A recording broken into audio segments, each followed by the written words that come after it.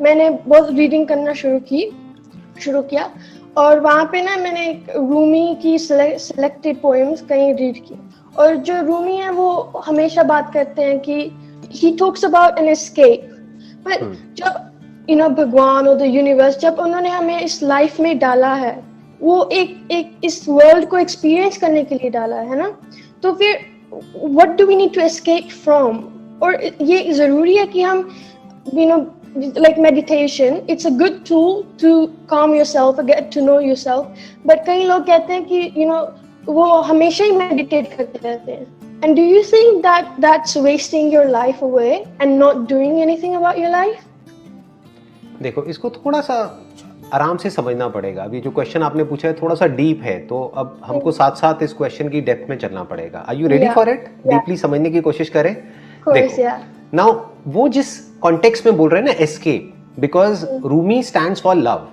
उनकी अगर आप पोएट्री को सुनोगे या पढ़ोगे तो उसमें ये लव वर्ड आपको बार बार नजर आएगा। तो वो किस प्यार की बात कर रहे हैं?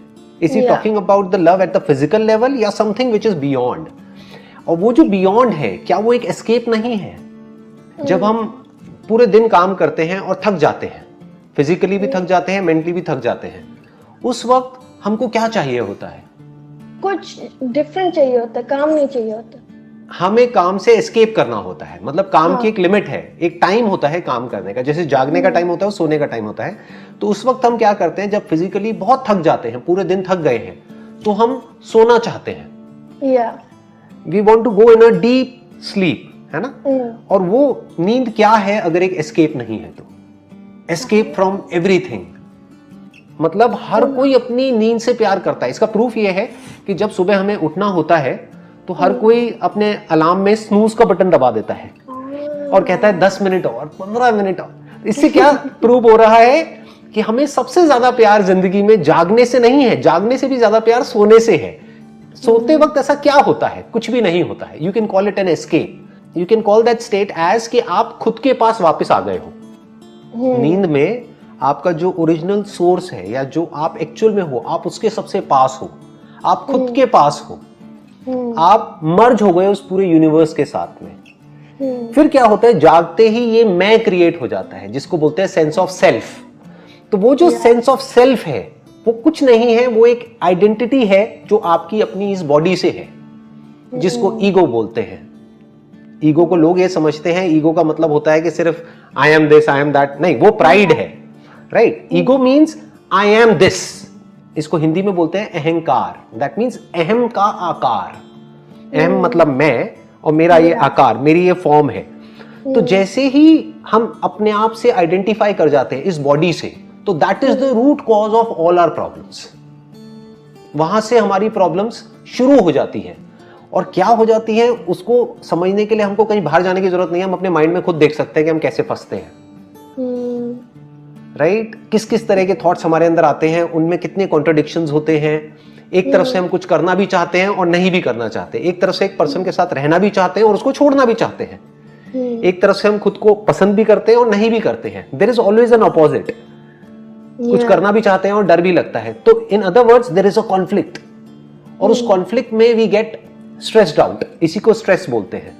Stress is all about conflict. जब कोई कॉन्फ्लिक्ट नहीं होता है तो कोई स्ट्रेस नहीं होता है।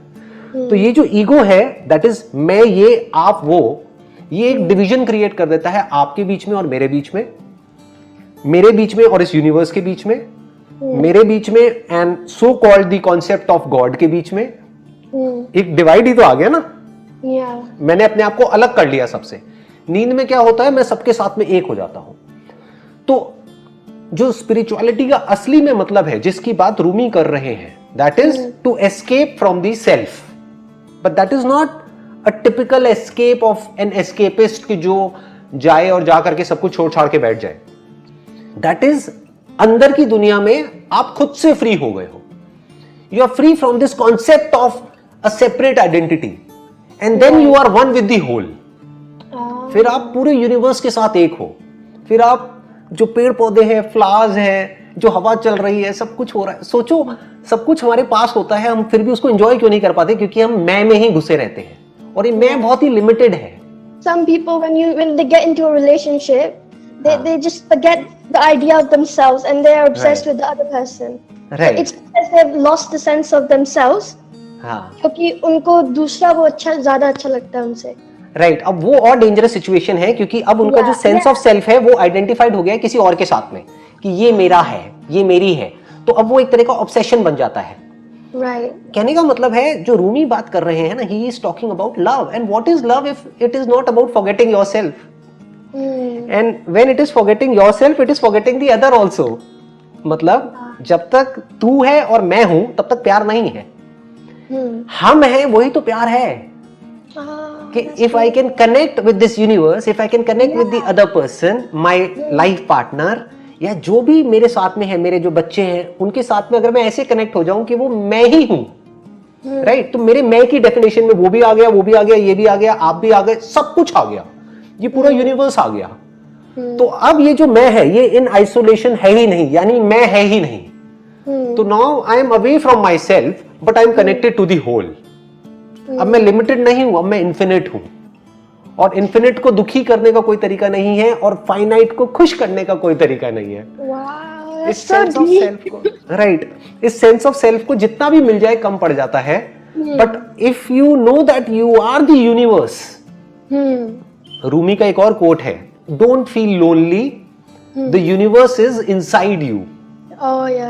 मतलब आप अपने आप को अकेला मत महसूस करो, ये पूरा जो यूनिवर्स है ये आपके अंदर ही है. नहीं, एक और उनका कोट है, वो it's something like you are not a drop in the ocean, you are the ocean in a drop. Ocean in a drop, right. मतलब ये ओशन और ड्रॉप अलग अलग थोड़ी ना है. ओशन में से जो ओशन है उसमें से सारी ड्रॉप्स निकाल दो तो कहाँ है ocean? Right. There is oneness everywhere. ये जो योगा वर्ड आपने सुना होगा, योगा, है ना? योगा का मतलब होता है to unite, to be one with. To be one with what? To be one with the whole.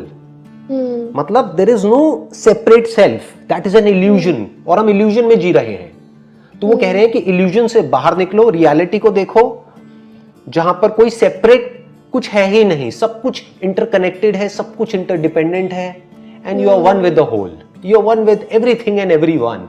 इस वननेस को एक्सपीरियंस करो. इसी को प्यार कहते हैं, इसी को योगा कहते हैं, इसी को मोक्ष कहते हैं, इसी को लिबरेशन कहते हैं, इसी को सेल्फ रियलाइजेशन कहते हैं. अलग अलग नाम है इसी एक के, जिसका मतलब है कि जुड़ जाना. हाउ टू ओवरकम लेजीनेस के मतलब हम अपनी एनर्जी को कैसे बढ़ाएं, एनर्जी फुट फुट करके अंदर से बाहर निकले.